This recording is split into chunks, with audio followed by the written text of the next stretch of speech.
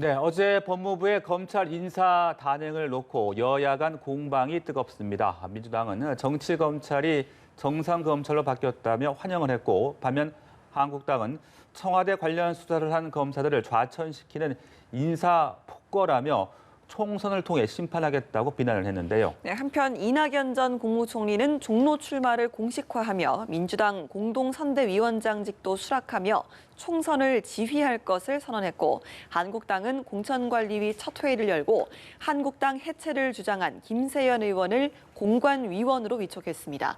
최창렬 용인대 통일대학원장, 이두하 전 새누리당 의원과 함께 정치권 이슈 짚어보겠습니다. 두 분 어서 오십시오. 네, 안녕하세요. 안녕하십니까.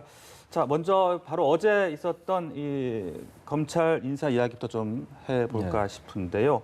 이 청와대 여권 수사를 이끌던 차장 검사는 이제 모두 교체가 됐고, 실무 수사진들, 부장 검사들은 일부 유임이 됐는데 여야의 평가가 상당히 엇갈리는 것 같습니다. 어떻게 분석을 그래서 하십니까? 이제 이 부분이 지금 현재 그 청와대에 관련된 이제 수사가 진행 중인 사안입니다. 이른바 이제 정권 수사다 이렇게 얘기들을 하는데, 이 정권 수사를 지휘해 왔던 그런 일선 검찰청, 중앙지검에 있는 차장검사 다 교체가 됐잖아요. 네. 말씀처럼 이제 부장검사나 이제 실무팀은 그대로 이제 유임이 되긴 했습니다만, 그러니까 이 부분을 두고 이제 보통 때의 인사 같으면 이런 논란이 없을 텐데, 아무튼 현재 그 선거 개입 의혹 사건이라든지 이른바 뭐 하명 수사 의혹 사건 이런 것들 때문에 자꾸 이제 이런 얘기가 있는 거잖아요. 지난번에 얼마 안 됐죠. 1월 8일이었죠. 1월 8일 날 검사장급 인사가 있었는데 그때 전부 이제 전부 조치됐습니다. 그러다 보니까 검사장급 인사도 그렇고 지금 저 화면에 나오는 것처럼 하명 선거 개입 수사, 그리고 조국 일가 수사, 그리고 감찰 무마 의혹 수사 이런 것들. 그러니까 조국 관련 수사, 그리고 정권 관련 수사 이른바 이런 이제 지휘 라인이 다 교체된 거거든요. 네네. 그러다 보니까 뭔가 차질이 우려되지 않겠냐고 얘기하는 것이고, 법무부 입장은 비정상의 정상화다. 그러니까 지나치게 윤석열 검찰총장이 지난해 부임하고 난 다음에 특수부 출신들이 대거 전면 포진됐는데, 이제는 형사나 공판부 중심으로 이것을 정상화시켰다 이렇게 보고 있는 거예요. 그 대신 아까 말씀드린 그런 수사에 차질이 없도록 하기 위해서 부장검사나 부부장검사, 팀장급은 이제 유임시켰다라는 거거든요. 근데 결론적으로 양쪽의 말이 완전히 틀린다고 할 수도 없고 완전히 맞다고 할 수는 없겠습니다만, 아무리 이 수사의 실무 라인이 그대로 있다 하더라도 지휘 라인이 교체됐기 때문에 좀 일정 부분 불가피할 것 같아요. 수사 차질이. 이제 이런 부분을 어떻게 그렇지 않게 할 수 있느냐가 이제 관건일 것 같고, 또 하나 문제는 어쨌든 그러나 지금 검찰 직제 개편이라든지 검경 수사권 조정 이런 법들이 통과됐단 말이죠. 그런 면에서 일정 부분은 또 법무부의 말도 일리는 있긴 있어요. 그러나 분명한 것은 현재 이른바 살아있는 권력에 대한 수사와 관련 지어서 볼 수밖에 없는 상황이거든요. 네. 그런 점에서 이 부분의 갈등이 계속될 거고, 특히 이제 윤석열 검찰총장이 저는 유임을 의견을 냈었거든요. 근데 저는 전혀 받아들이지 않았어요. 그래서 네. 그런 점에서 향후 법무부와 검찰의 갈등이 더 격화될 가능성이 높다고 봅니다. 일단. 네, 의원님은 검찰 인사 단행 보시면서 어떤 생각이세요? 예, 사실 이제 첫 번째는 인사에 있어서 가장 중요한 건 업무 능력이나 업무 전문성 위주로 인사가 이루어져야지, 특히 검찰 인사는 국민의 그 기본권하고 연결이 돼 있잖아요. 국민들을 생각해서라도 그렇게 이루어져야 하는데, 아까 이제 교수님께서 원장님께서 말씀하신 바와 같이 윤석열 총장이 그런 취지에서 일정 부분 이제 양보를 계속하다가 6명 정도는 유임을 해달라고 요청한 사람들이 있어요. 네. 제일 마지막에 그 6명이 업무 능력, 업무 전문성과 관련돼 있는데, 윤석열 총장은 특수통이죠. 그리고 특수통이 지금 그 과거 인사에서 약진이 돼 있었는데, 윤석열 총장이 마지막 6명 유임을 좀 시켜달라고 최후의 보루로 얘기를 했던 사람들은 네. 선거통이었어요. 공안통. 네. 그러니까 윤석열 총장이 이런 부분은 본인이 특수통이기 때문에 공안통이 꼭 좀 보좌를 할 필요가 있다 이런 얘기를 했었고, 또 그게 총선을 앞두고도 국민들을 위해서도 이 부분이 기간이 확립될 필요가 있으니까 선거통들이 남아 있어야 된다 이렇게 요청을 했는데, 그 부분도 이루어지지 않았어요. 다 인사가 이루어졌고요. 그러니까 전문성에 있어서도 잘된 인사가 아니고요. 두 번째, 수사의 연속성 문제가 있어요. 검찰 수사를 할 때 항상 연속성이 좀 이루어져야 되니까 필수 복무 기간이란 걸 정해뒀었거든요. 근데 이번에는 직제 개편을 통해서 필수 복무 기간 1년을 지키지 않고 직제 개편을 통해서 이제 우회적으로 인사가 이루어졌는데요. 좀 전에 원장님이 말씀하신 것처럼 청와대나 아니면 살아있는 권력을 향한 수사팀이 주로 인사 대상자가 아닌가 이런 네. 의문이 생겼고요. 그리고 이와 관련해서는 과거에도 노무현 전 대통령도 대선 자금 수사를 할 때 인사 시기가 겹쳤는데 그때도 검찰의 요청을 받아들여서 대선 자금 수사를 하던 인사 그 팀은 인사를 연기를 해줬거든요. 근데 이런 부분에 있어서도 수사의 연속성이 이루어지지 않는 인사가 이루어졌고요. 세 번째는 직제 개편과 관련해서 드리고 싶은 말씀이 직제 개편은 형사 공판부를 확대한다 그랬어요. 그리고 이게 국민 생활하고 직결돼 있으니까 국민들을 위한 거다 이렇게 말씀을 하셨는데 지금 검경 수사권 조정이 되면서 경찰의 이런 부분이 형사 사건의 수사 종결권이 많이 갔어요. 그렇다면 검경 수사권 조정을 하면서 지금 경찰에서 이제 형사부가 확대가 될 거면 직제 개편을 형사부 확대를 왜 하는 거예요? 그 부분이 아니라 검찰이 전문성을 갖고 있는 지금 폐지된 증권범죄 합수단 이런 데 있어서 힘을 실어줘야죠. 근데 증권범죄 합수단이 폐지되면 증권범죄는 항상 소수 그 주주들이 피해자가 많이 생기는 범죄거든요. 근데 거기서 검찰의 전문성을 무시한 인사, 그리고 아예 폐지한 인사가 이루어졌으니까 국민들의 기본권도 보장이 안 되는 검찰 수사가 이루어진 겁니다. 네, 사실 어제 인사 발표 전에요. 이 검찰이 최강욱 비서관을 불구속 기소를 했습니다. 이 과정도 보면 이성열 서울중앙지검장이 결재를 하지 않자 윤석열 총장의 지시로 이 사건을 법원에 넘긴 건데 이 부분도 추미애 장관이 좀 감찰을 하겠다라는 뜻을 밝히기도 했습니다. 윤 총장과 또 추 장관의 충돌의 강도가 점점 더 커지고 있는 것 같은데 교수님께서 어떻게 보십니까? 만약에 법무부에서 윤석열 검찰총장에 대한 감찰을 정말로 한다면 그건 뭐 윤석열 검찰총장의 거취와 관련이 안 될 수가 없어요. 예. 지난번에 오래된 얘기입니다만 그 최동호 검찰총장의 경우도 전 검찰총장의 경우도 감찰이 있었거든요. 결국 감찰이라는 건 결국은 나가란 얘기거든요. 저는 그래서 이 카드까지 쓸지 안 쓸지 모르겠어요. 근데 지금 말씀처럼 지금 이제 최강욱 그 공직기강 비서관 기소 문제 있어가지고 서울중앙지검장의 결재가 없이 기소를 했다. 이제 그렇게 얘기를 했어요. 이제 법무장관 말을 그대로 빌리면 날치기 기소를 했다. 이제 이런 얘기를 했는데 이게 과연 감찰 건인가는 전 뭐 검찰의 전문가 아니라서 잘 모르겠는데 차장검사의 그 무슨 차장검사나 중앙지검장 이런 결재가 그 내부적으로 있어야 될지 모르겠으나 뭐 보도에도 그런 얘기가 나오던데요. 검찰청법에 따르면 검찰총장이 검찰 공무원을 지휘한다 이렇게 돼 있거든요. 검찰 공무원이 검사란 말이죠. 말하자면 검사와 수사관들인데 검찰총장이 검사를 지휘해서 기소할 수 있는 것이기 때문에 제가 볼 때 이 법적으로는 별로 문제가 없는 것 같아요. 근데 이 부분이 과연 이제 검찰 내부에서 중앙지검장을 이른바 패싱했기 때문에 네. 이게 감찰 대상이라고 볼 수가 있을지 모르겠지만 네. 그건 좀 논리가 좀 비약하는 건 아닌지 모르겠어요. 특히 이제 중앙지검장이 어쨌든 그 최강욱 비서관의 기소를 계속 미뤄왔던 건 사실이었잖아요. 물론 이제 얘기는 소환도 한 번도 없이 기소하는 게 맞지 않는다. 이제 이런 얘기긴 한데 여기서 우리가 좀 하나 이제 간과하면 안 될 것이 계속 같은 얘기들입니다만 현재 청와대가 연루돼 있는 그러한 의혹 사건들, 그러한 사건들의 맥락에서 파악을 하지 않으면 이 본질이 안 나올 것 같아요. 그러니까 지금 중앙지검장의 경우는 이성윤 중앙지검장은 검찰국장에서 이번에 왔단 말이죠. 그러다 보니까 아무래도 법무부를 의식할 수밖에 없을 것 같아요. 그렇다면 청와대에 근무하는 최강욱 비서관은 청와대 소속이니까 이런 아주 좀 단순 논리일 수 있고 약간 오해가 있을 수가 있다 하더라도요. 이런 논리가 자꾸만 개재가 되니까 일반 이제 검찰이나 이런 생리자를 모르는 사람들이 볼 때는 뭔가 지금 이 청와대와 관련된 수사를 이렇게 좀 무마하기 위해서, 무마까지 아니라 하더라도 뭔가 좀 감싸기 위해서 자꾸 이렇게 이 수사를 했던 팀을 배제하려는 것은 아닌지 이런 의혹들이 분명히 있는 거거든요. 그러니까 이것에 대해서 분명히 설명할 필요가 있다. 법무부나 청와대가. 네. 좀 그런 생각이 듭니다. 좀. 네. 그 앞서 저희가 얘기를 했지만 이제 윤석열 검찰총장의 어떤 마지막 인사 요구도 추미애 장관이 받아들이지 않았고 지금 이 최강욱 비서관의 기소도 그렇고요.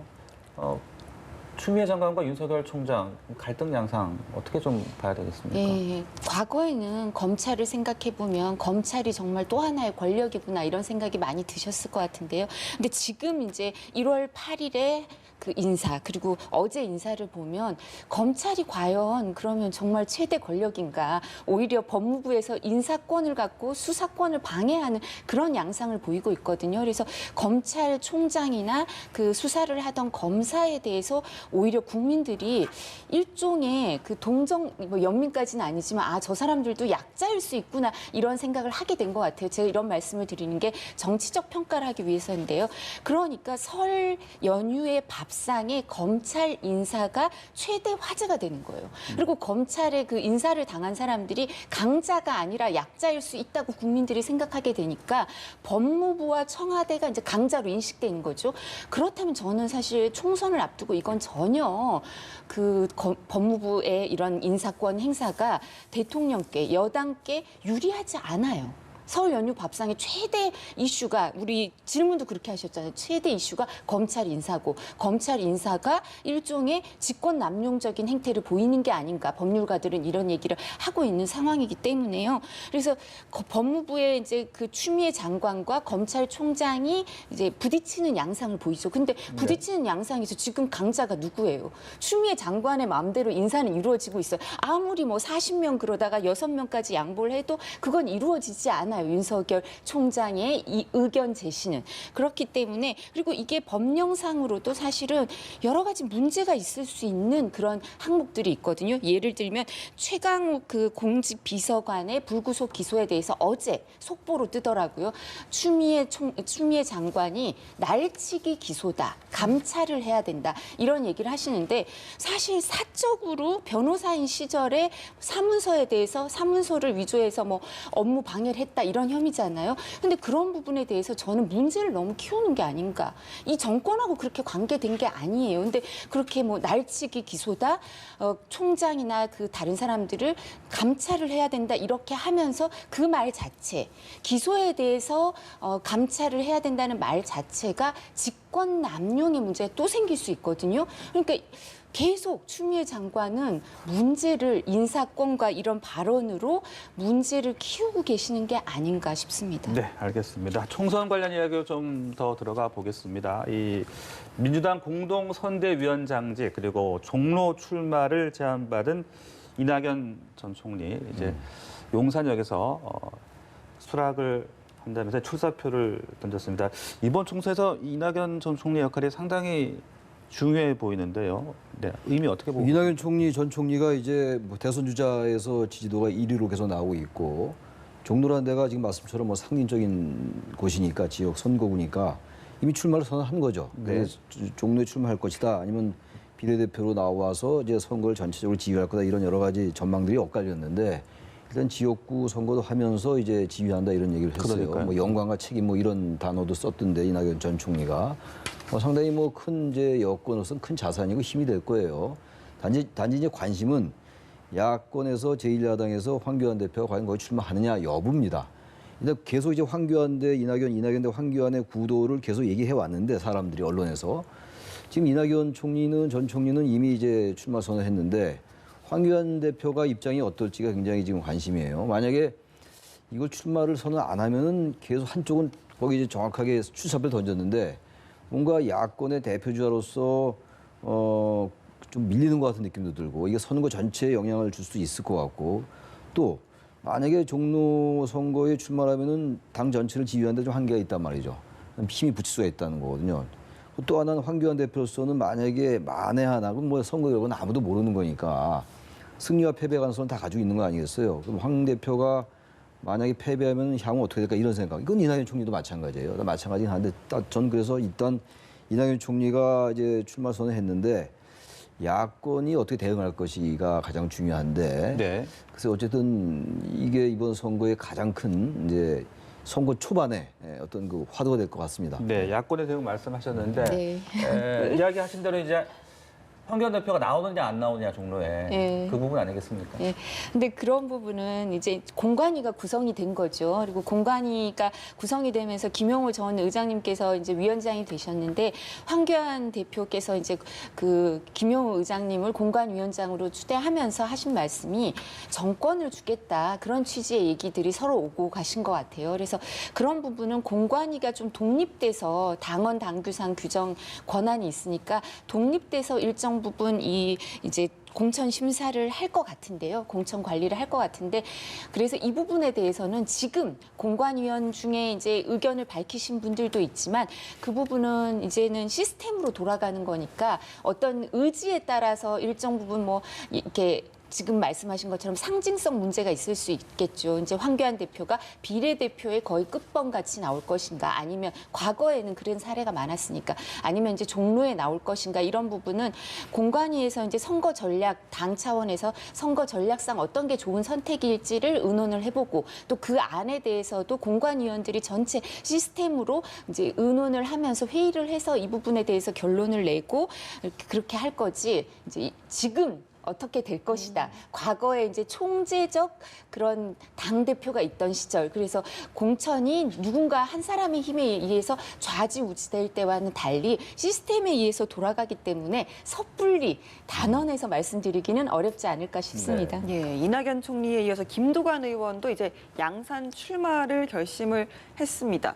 또 이야기가 나오는 분이 이제 임종석 전 실장인데 과연 좀 불출마를 번복을 할 것인지에 대한 좀 관심이 쏠리고 있습니다. 특히나 이야기가 나오는 지역구가 추미애 장관의 지역구였던 광진을이거든요. 어느 정도로 가능성 보시는지요? 글쎄요, 정치인이 이제 석 달 됐나요? 임종석 전 실장이 정계 제도권에 이제 물러나겠다고 얘기했던 게, 그러니까 정계 은퇴까지 모르지만 정계 은퇴로 받아들여졌던 거죠. 그때 이제 전후 맥락은 이제 종로구에 출마하느냐 안 하냐 이거였거든요.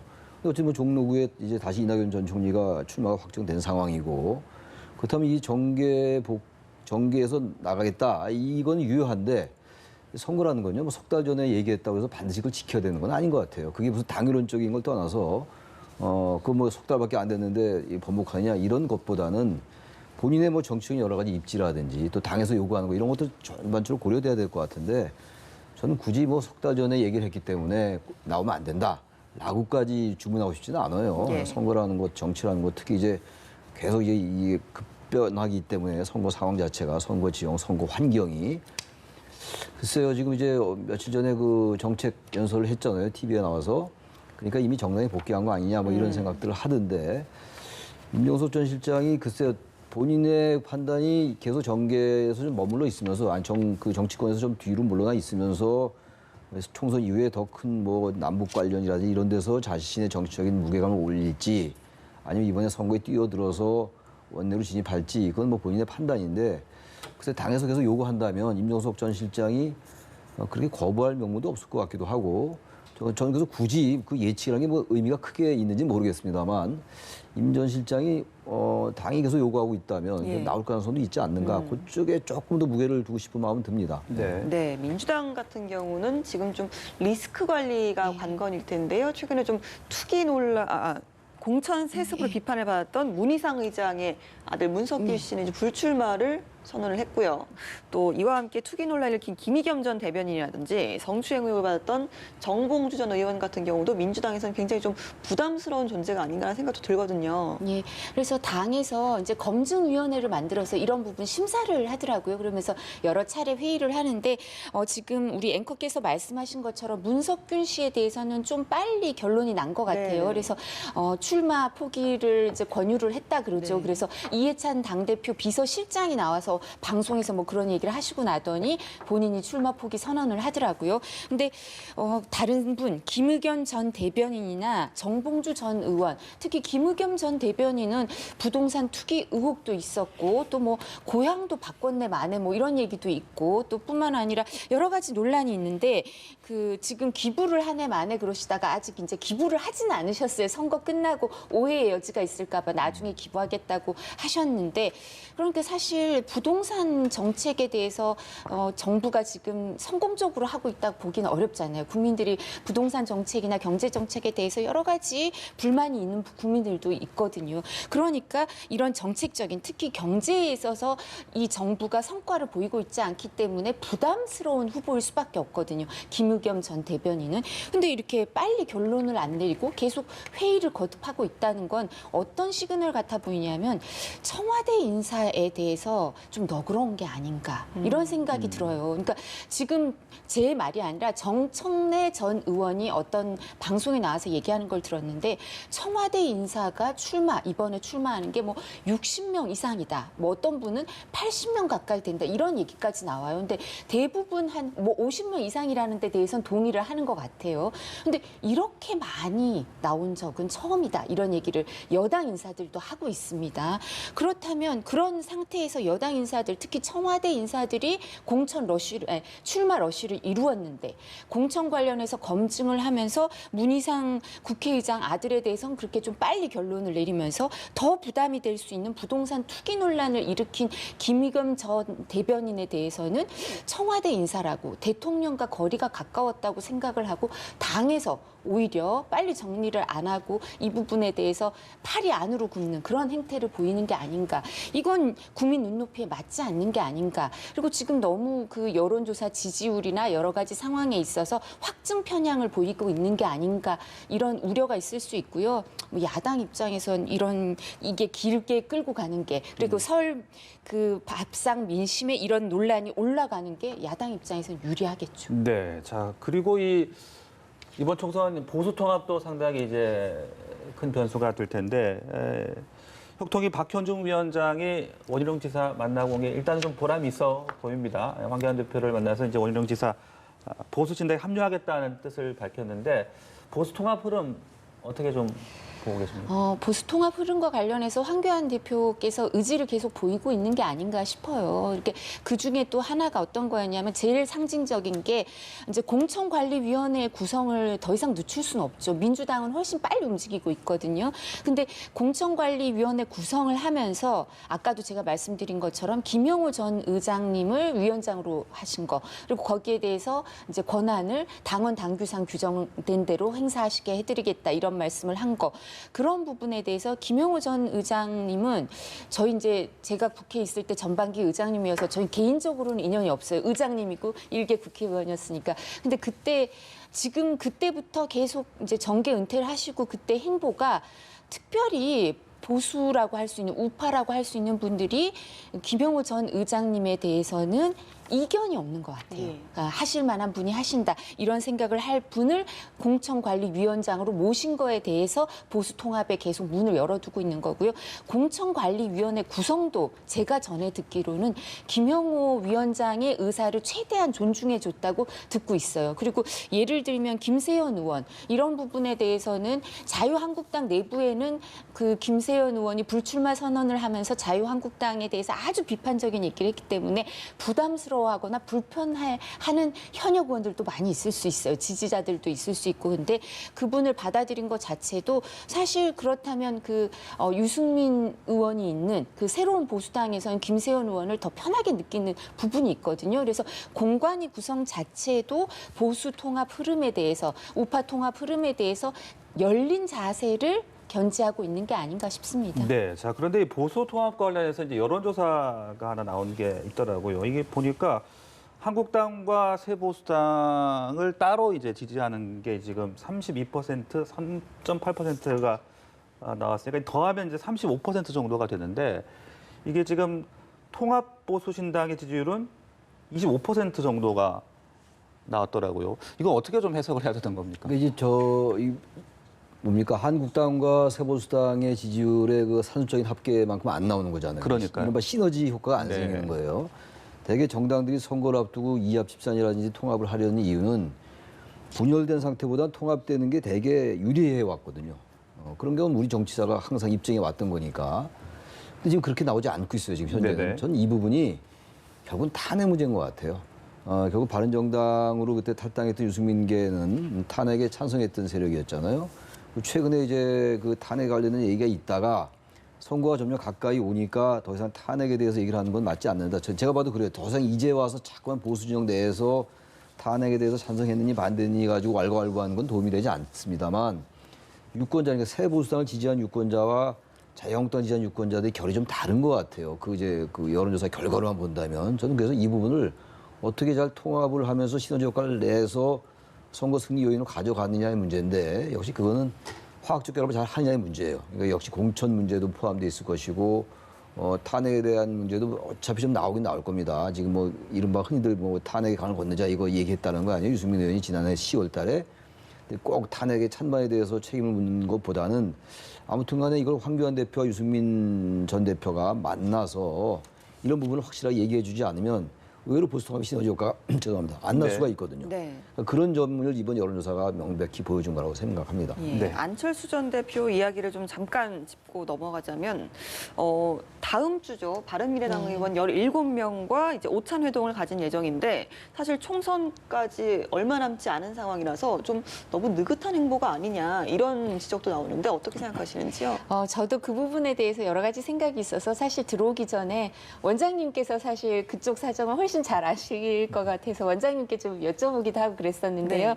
근데 이 부분은 사실 안철수 전 대표는 호남, 새정치, 그 중도 이런 데 있어서 상징성을 갖고 있었죠. 그리고 그래서 이제 20대 총선에서 일정 부분 득표력을 보여주고 의석수를 확보했었는데요.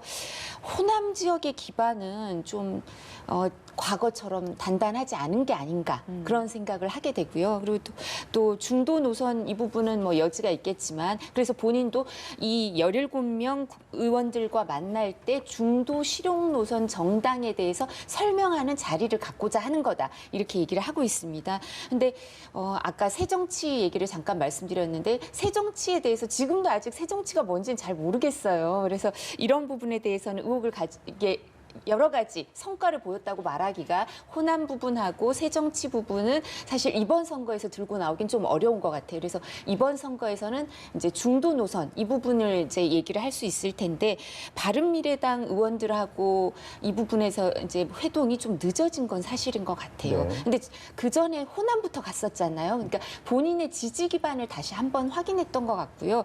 그리고 이게 바른미래당 의원들하고 회동이 늦어진 건 바른미래당에서 사실상 본인의 자리가 확고하게 과거처럼 존재하지는 않을 거란 생각이 일정 부분 반영된 건 아닐까 이런 생각이 듭니다. 네. 그리고 또 안철수 전 대표가 지금 정부를 향해서 부동산도 그렇고요, 검찰 인사도 그렇고 상당히 지금 비판 수위를 높이고 있는 그런 모습이거든요. 끝으로 원장님은 안 전 대표의 지금 행보 어떻게 좀 평가를 하십니까?